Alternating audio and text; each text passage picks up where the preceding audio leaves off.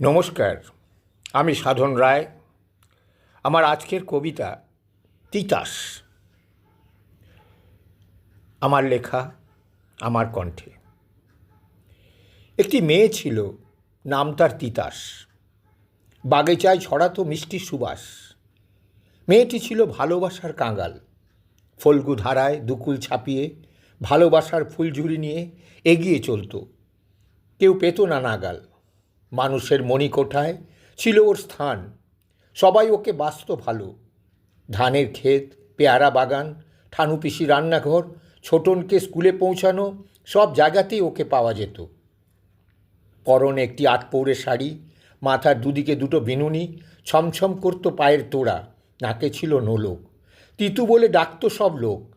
খাল বিল নদী নালা, চলার পথে ছিল না কোনো বাধা। ওর রহন সহন ছিল সাদাসিধা। ও ঘরে নেই বাপ মা বহুদিন। পিদিম জেলে বসে থাকতো বুড়ি ঠাকুমা সারাদিন।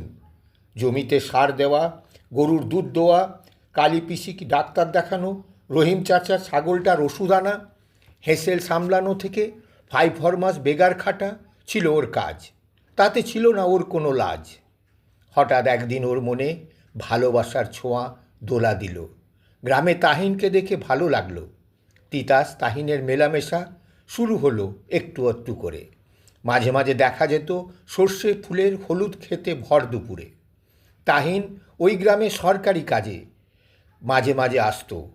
কাজ শেষে 2-1 দিনে বাড়ি ফিরত। কখনো কৃষ্ণচূড়ার ছায়ার তলে, কখনো নদীর তীরে সূর্যাস্তের কোলে। তিতাস তাহিনের ছিল স্বপ্নপুরী। দুজন দুজনকে খুবই ভালোবাসত। সবাই ভালো লাগলেও একটু একটু হিংসে ওরা করত। তিতাস তাহিনে প্রেমের সাক্ষী হতো গাছপালা, নদী নালা। সাক্ষী হতো গোবিন্দের মা, হারান কাকা, আরও অনেকে। সবাই মনে মনে আশীর্বাদ করত ওরা যেন সুখী হয়ে দুজনাতে। সব চাওয়া কি পাওয়া হয়? হঠাৎ অমাবস্যার রাত নেমে এলো এদের দুজনের জীবনে। সব কিছু কেমন ওলট পালট হলো মন দেওয়া নেওয়ার মহামিলনে। তাহিনকে আর দেখা যেত না।